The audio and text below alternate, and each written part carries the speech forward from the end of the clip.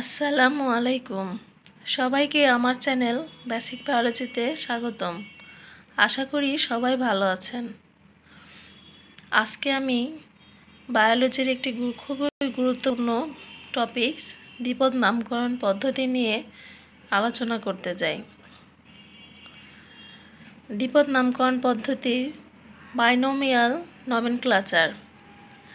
আর এখানে জানতে হবে সংজ্ঞা, ডেফিনেশন, নিয়মাবলী, রুলস, প্রয়োজনীয়তা, ইম্পর্টেন্স। প্রথমে বলতে চাই দ্বিপদ নামকরণ পদ্ধতির প্রবর্তক হচ্ছেন ক্যারোলাস লিনিয়াস। উনি সুইডিশ বিজ্ঞানী।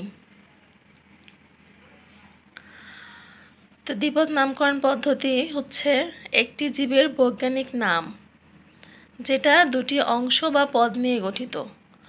প্রথম অংশটি তার গণ নাম এবং দ্বিতীয় অংশটি তার প্রজাতির নাম।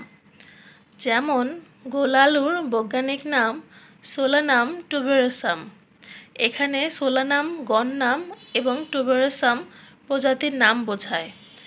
এরূপ দুটি পদ নিয়ে গঠিত নামকে দ্বিপদ নাম এবং নামকরণের প্রক্রিয়াকে দ্বিপদ নামকরণ পদ্ধতি বলা হয়।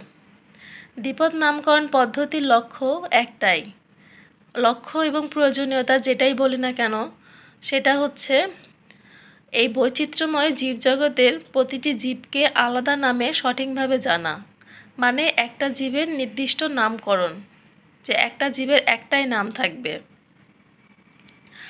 আন্তর্জাতিকভাবে কিছু সুনির্দিষ্ট নিয়ম নীতি মেনে জীবের বৈজ্ঞানিক নাম নির্ধারণ করা হয়, মানে নির্দিষ্ট কিছু রুলস রয়েছে।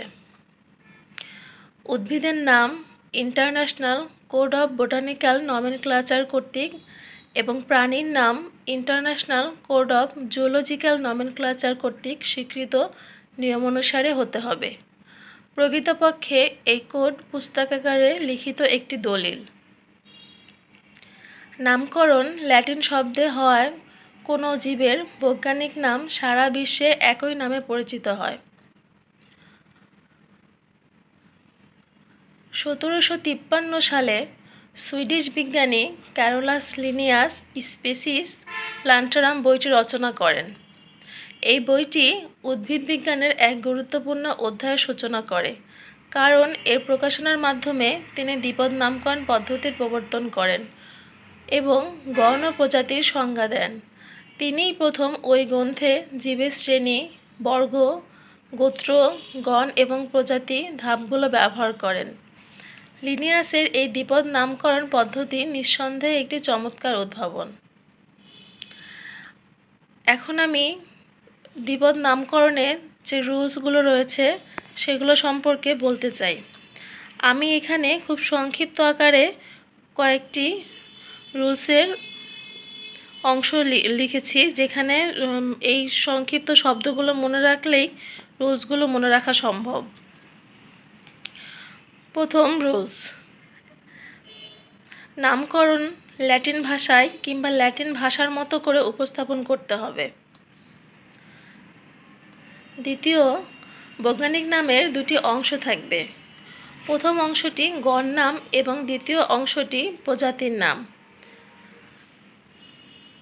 যেমন ধানের বৈজ্ঞানিক নাম অরিজা স্যাটিভা। এখানে অরিজা গণ নাম এবং স্যাটিভা প্রজাতিক পদ। জীবজগতের প্রতিটি বৈজ্ঞানিক নামকে অনন্য বা ইউনিক হতে হয়, কারণ একই নাম দুটি পৃথক জীবের জন্য ব্যবহারের অনুমতি নেই। বৈজ্ঞানিক নামের প্রথম অংশের প্রথম অক্ষর বড় অক্ষর হবে এবং বাকি অক্ষরগুলো ছোট অক্ষর হবে, এবং দ্বিতীয় অংশটির নাম ছোট অক্ষর দিয়ে লিখতে হবে। বৈজ্ঞানিক নাম মুদ্রণের সময় সর্বদা ইতালিক অক্ষরে লিখতে হবে। হাতে লেখার সময় গণ ও প্রজাতিক নামের নিচে আলাদা আলাদা দাগ দিতে হবে।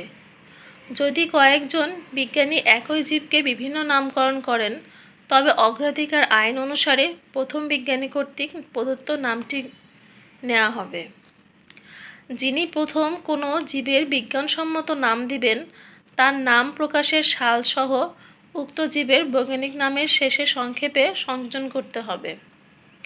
এই দুটা রুলস আমি এখানে লিখি নাই, তবে এই দুটা রুলস মানে যখন আমরা খাতায় লিখব, পরীক্ষার খাতায় লিখব, তখন অবশ্যই লিখতে হবে। যেমন হোমো সেপিয়েন্স এল 1758, এর মানে হচ্ছে ক্যারোলাস লিনিয়াস 1758 সালে মানুষের এই বৈজ্ঞানিক নামটি নামকরণ করেন, দ্বিপদ নামকরণ করেন। তো এইভাবেই হচ্ছে কোনো জীবের দ্বিপদ নামকরণ পদ্ধতি করা হয়। এটা খুবই গুরুত্বপূর্ণ, তো সবার এই বিষয়ে জানা দরকার। তো আজকের মতো আমি এখানেই শেষ করতে চাচ্ছি। অবশ্যই পরবর্তীতে আবার আসব ইনশাআল্লাহ। সবাইকে আমার সঙ্গে থাকার জন্য ধন্যবাদ।